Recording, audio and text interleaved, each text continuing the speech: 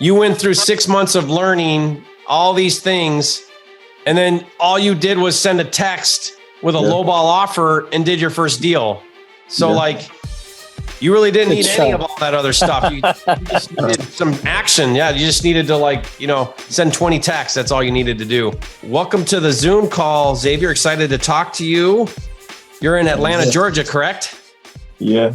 And you're doing deals in both Georgia and Tennessee. First of all, I love asking the question whenever we do this. What was it like during that journey of learning to taking action? What happened to where you finally said, okay, I'm ready to pull the trigger, pick up the phone, start dialing, start calling, start making offers? How did you bridge that gap from learning to doing? Not making any money. I said, I felt like I want to say I just woke up one day and I was like, I'm going to start off texting. And that's what I did. I said, I'm going to text everybody on Zillow. I came up with my little script I wanted to send out, and I would just go down the list and like copy and paste, just changing out the address and my asking price. Like I would take Zillow's price, the price they have online, like what the house is worth. I would just multiply that times 0.47 and like send the text. I was just sending text. Okay, hold on. Okay, so hold on here. So was this agents as well, or just Zillow by owner? No, just by owner. Okay, so you were going under the other category. If it's by owner, then the seller puts their contact info usually in that listing. So then what you were doing, Xavier, is you were getting their phone number. You weren't even calling. You were just sending them a text. Yeah, just text message. It was like cookie cutter, just copy and paste. Copy and paste. And change the price. And what'd your text say? What'd you say in the text? It's like, hey, my name's Xavier Ford. I saw your post online selling, the address. 123 Main Street. I'd like to offer this price and close whatever date would be like 2 weeks from then. I would just have that date in there and send it. Okay. And the way you were running your formula was you were taking the Zillow number, the Zestimate number, and then you were taking 47% of whatever that number was your offer. Yeah. There you go. I mean, like, how much easier can we make this than that? Are you kidding? There's no formula. There's no analysis. There's no looking at repairs. There's no comping for ARV. There's no calling up and having some elaborate conversation. There's no finding the 4 levels of motivation where you're finding out about, the distress and the condition and the urgency and the price and you're just texting a lowball offer, hoping that you'll just catch somebody motivated enough to take it. That was your philosophy. Yeah, it was listed for 45 days. Yeah. And she texted me back and said, like, oh, okay. She was kind of hesitant to, she just wanted to know that I was real, not trying to get over or anything like that. So she wanted to like talk to me on the phone. We talked once and then that was it. Okay. So one question here, and I know this is a great question, is why 47%? So just based off of watching your videos, I was like, if I could get like a number kind of close to the number I offered her, I figured somebody would buy it. It was just based off the numbers I crunched, just listening to you and trying not to procrastinate anymore. Yeah, if you think about it, between 40 and 50% of Zillow is, generally speaking, is going to put you right around where you would need to be for a wholesale deal. If you want to do a quick and dirty, no analysis, just come to a very fast ballpark number, between 40 and 50% is going to put you usually into a good deal situation that you can wholesale. In fact, I'm glad you do that, because one of the strategies I'll do is, I don't quite do it like that, but that's brilliant that you're just texting. Now you do realize that if you were to pick up the phone and call those people and make those low offers, you'll increase your close ratio because you're now communicating and building a relationship, right? Of course. Yeah. But it just goes to I missed show. out. Go ahead. I'm listening. No, I'm listening. Go ahead. It just goes to show that we way talk ourselves out of this business. We way overcomplicate things, and you literally can make it that easy and still get deals. Like when you tell me that you did that, it just kind of like erases any excuse somebody can come up with to like, I can't do this. I don't know how to talk to people. I'm not good on the phones. I don't know how to do analysis. All these reasons why we think we can't do this. And the reality is you made this so freaking simple and just did it. How many texts do you think you sent like this, doing this model until you got the first deal? Probably like, I'd say about 20. About 20. Dude, That is so cool. Yeah, that's really cool. So guys, I hope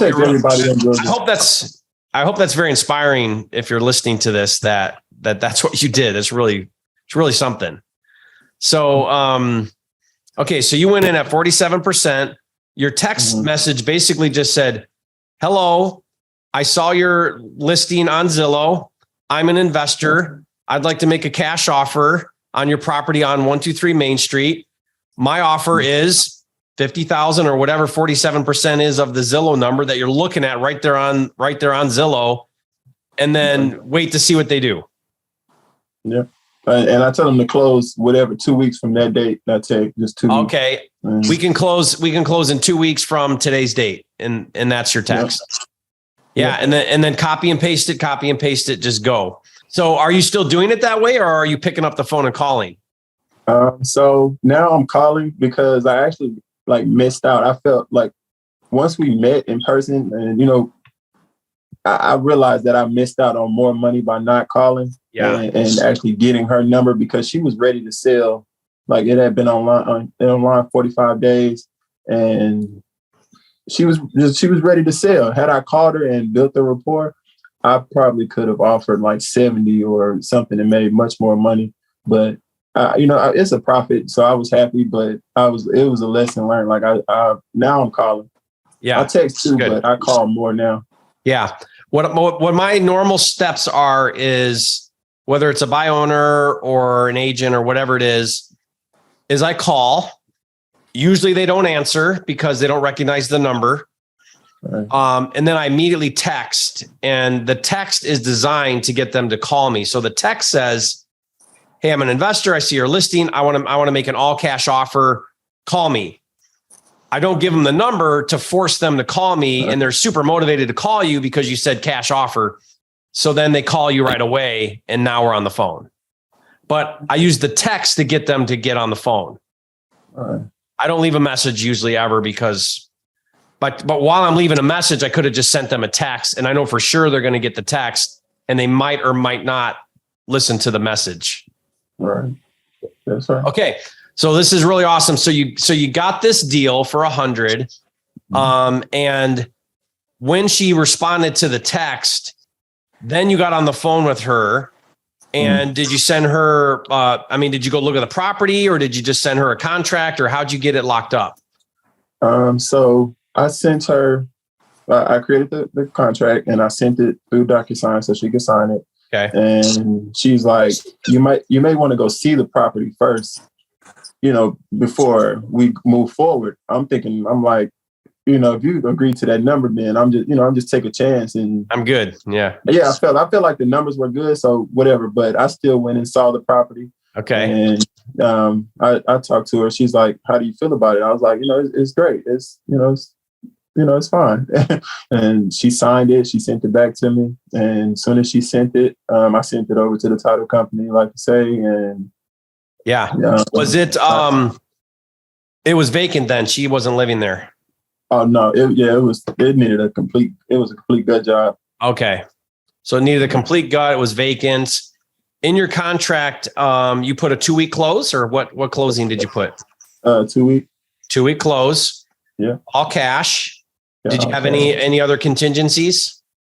No, just 10-day. It was earnest money. No earnest money. No earnest money. Okay. So you get this contract.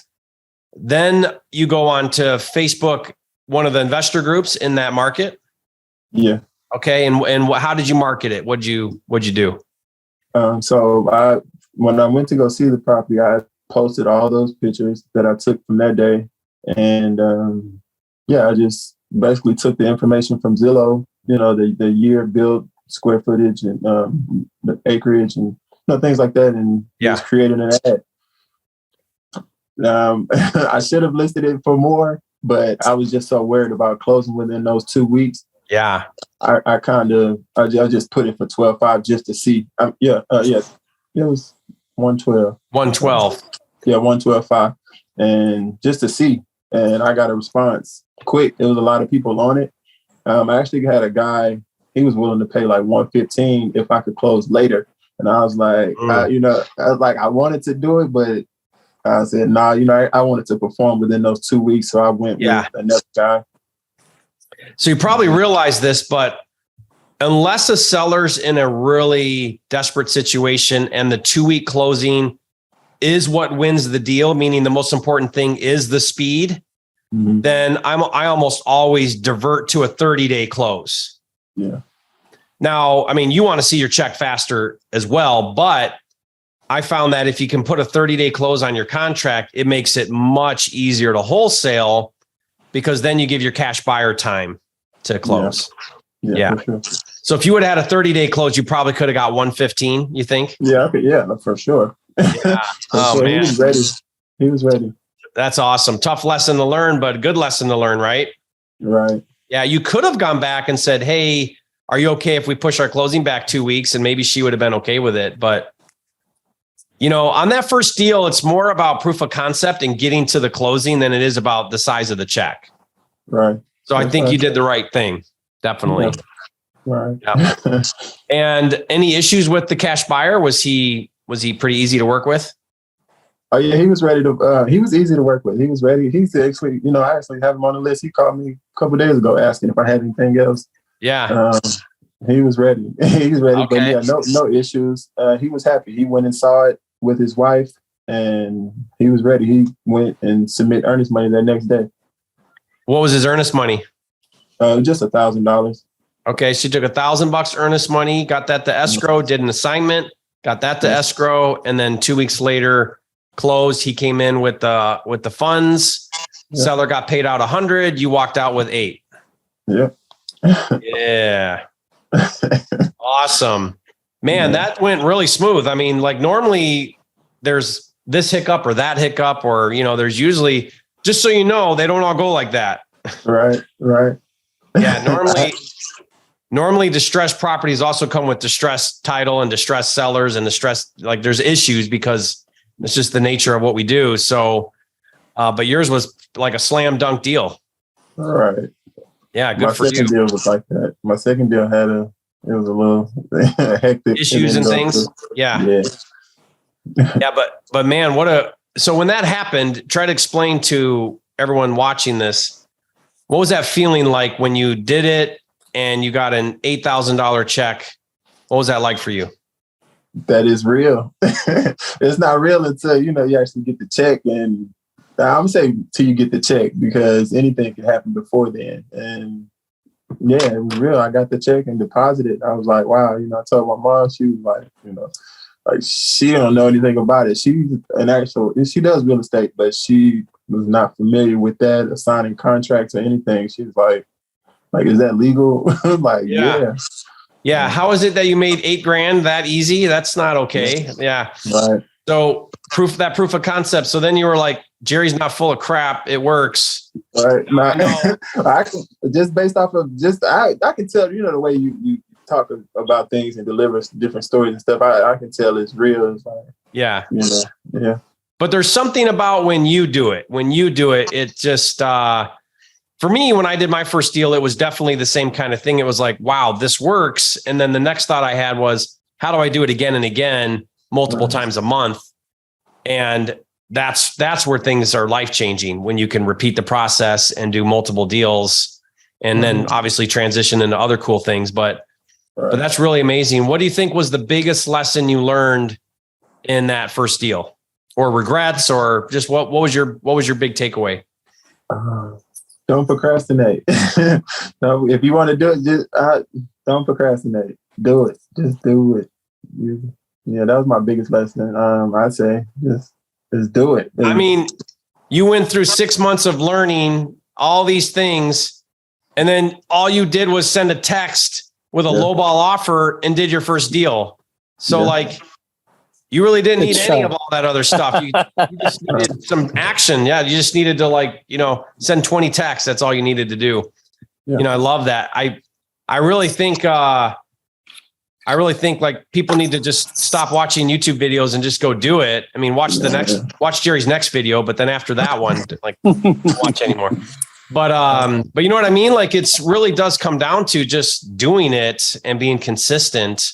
Yeah. And, you'll run into some obstacles. You'll find out that they don't all go that smooth. As you said, your next deal wasn't so easy. And you'll run into some walls and some roadblocks, and you'll get frustrated. You'll get discouraged. You'll get where you want to quit, and you'll wonder, wow, is this really, how come they all can't go like that one deal did? And you might even lose money or waste money on marketing. You'll make all the mistakes, but that's part of growing and developing and becoming the best version of you, and really succeeding in this business is just going through those learning curves and failing forward and learning your way to success. I'd like to say we don't earn our way, we learn our way. And I think that's life in general. Like it's the lessons from the things we don't do well that teach us the most. So congratulations. Love it, Xavier. I appreciate it. Yeah. Guys, leave a comment and say, Xavier, you're a flipping genius.